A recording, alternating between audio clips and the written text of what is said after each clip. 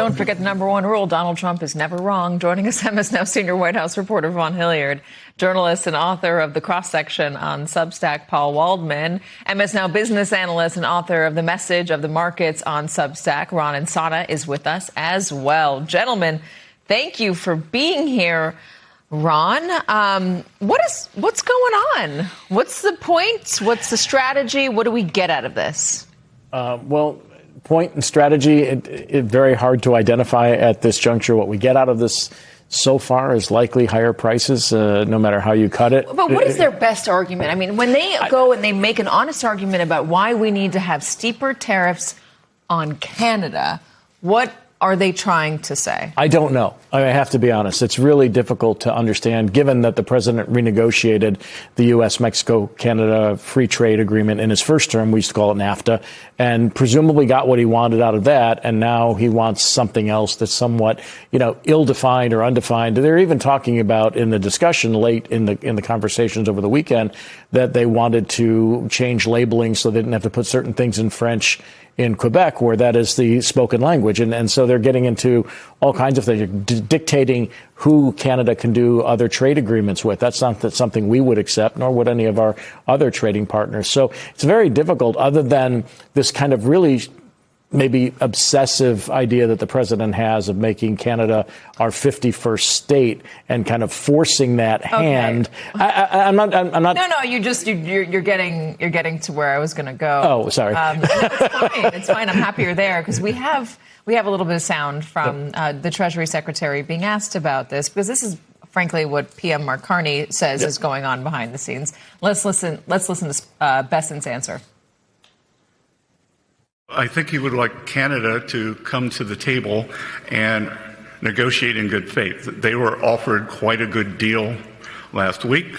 They chose to reject it. Unfortunately, Prime Minister Carney rose to power on an anti-American, anti-Trump platform. I believe he was more than 20 points behind, and he seems to have gone back to his old playbook. And I think one has to ask oneself, is he trying to benefit himself, the Liberal Party, or the Canadian people? Okay, so I'm not quite sure if that was the answer to the 51st state question, but he did get asked it because that is the talk.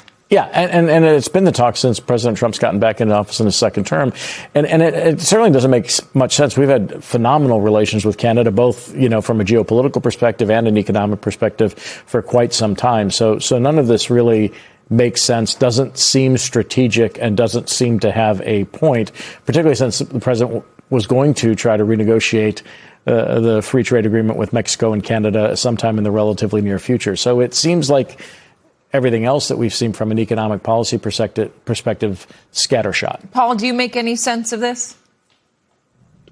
Yeah, I think a lot of it may come just from Trump's own ill feelings about Canada.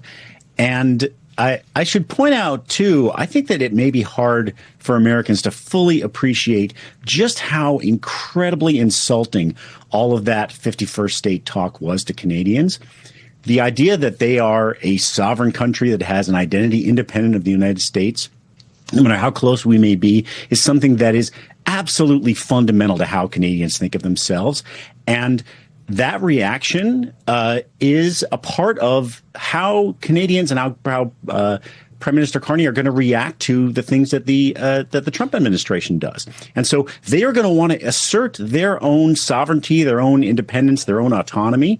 And so all of the things that Trump says only makes it more likely that they're going to want to stand up to us.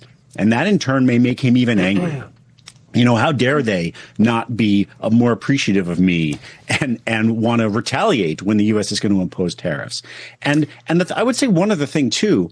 This is going to be it's going to absolutely fall flat with the public. We had a long discussion and debate about the utility of tariffs, and Donald Trump lost that argument. He tried so hard to convince the public that tariffs are great and they produce prosperity and they don't raise prices.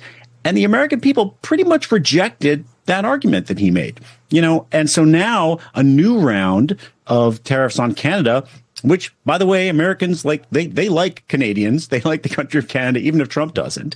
I don't see how that's going to get any kind of public support, especially if, as Ron says, it's only going to raise prices.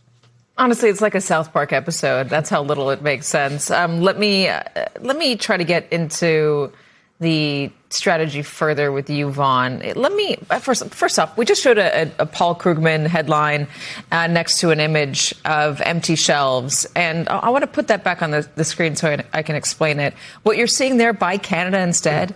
Canadians are buying Canadian goods instead of American goods. They're buying Canadian liquor instead of American liquor. They are actively protesting the Americans with their wallets in Canada. Look at all those other very full shelves. So they are willing to, they've proven they're willing to withstand economic pain because, as Paul was saying, they are so insulted. Donald Trump is still laying it on. Here's what he said on Truth Social. He says they've been ripping us off. Canada's been ripping off the United States of America for years. Their ridiculously high tariffs on our farmers and farm products has made life impossible for these great American patriots. On January 1st, 2027, tariffs on all cars, trucks, both large and small, automotive parts and steel will be increased to 50%. Is he hearing from people directly in the Oval, farmers in Iowa, car makers, Elon Musk, I don't know, that Canada is the real bad guy here? Nobody is seemingly able to convince him after 18 months that they're not. Katie, look, 10 days after Donald Trump entered the Oval Office, he signed an executive order placing 25% tariffs on Canada. And why is that important? There was no greater importer of American goods than Canada in 2024 and the years prior. They import 3 times what China imports of American goods. They were the top importer of American goods. What Donald Trump is telling the American public is just so incredibly far off from the facts that it is more than a lack of acknowledgement of what American producers do in the markets that they seek to build. It's literally, if you're an American farmer, right, if you work in the dairy industry, you go to Canada and you try to convince, right, particular buyers to buy your goods. That takes a lot of work. It takes a lot of years of building up those sorts of relationships. And Donald Trump is single-handedly taking an axe to these markets. And Canada, instead of buying American goods, they are explicitly, Mark Carney now turning towards Europe to strengthen their relationships despite the body of water in between. And I think it's important to note, Katie, just take the president's words now in that Truth Social post and compare them to 2020.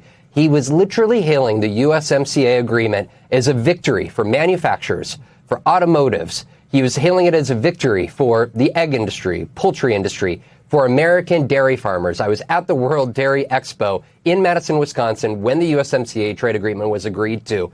And it was American dairy farmers that were cheering, Canadian dairy farmers that were bemoaning it, because Donald Trump actually did get a greater share of American dairy that was being allowed to come into Canada, and an agreement by Canada to even lift some of the low prices on some of their own dairy products here. So I think for the president, it's just, it's so far from the truth being his own words from 6 years ago. Is it a Trudeau hangover? Trudeau was buddy, I'm serious, buddy with Obama, and Trudeau was prime minister when Donald Trump was first there. Is it just Donald Trump didn't like Trudeau and now he's passing it off on the new guy? I'm not sure it's that. I mean, he also feels the same way about Mexico. And, what he also doesn't appreciate is the integrated supply chain. He doesn't speak about Mexico with the same amount of disdain and vitriol. Well, we were going to bomb the cartels at one point early in his... Bombing the cartels, yes. Yeah. But I think there does seem to be something different with the way that he addresses Mexico and I'm not, Canada. I'm not sure it's just Trudeau, but Mark Carney was head of the Bank of England, head of the Bank of Canada, Harvard educated, Oxford educated. He's a very different breed of cat than the president is accustomed to dealing with. And he's also a very independent economic thinker and a very strong individual. Trudeau, I mean, I guess there might be some bad blood there, but the president does have this preoccupation with Canada as a vassal state. But we have this integrated supply chain with Canada and Mexico in building automobiles, right, which is critical to the way in which our economy operates. So I don't understand the vitriol. I don't understand the approach to this, and it doesn't make economic sense in any way, shape, or form. We're talking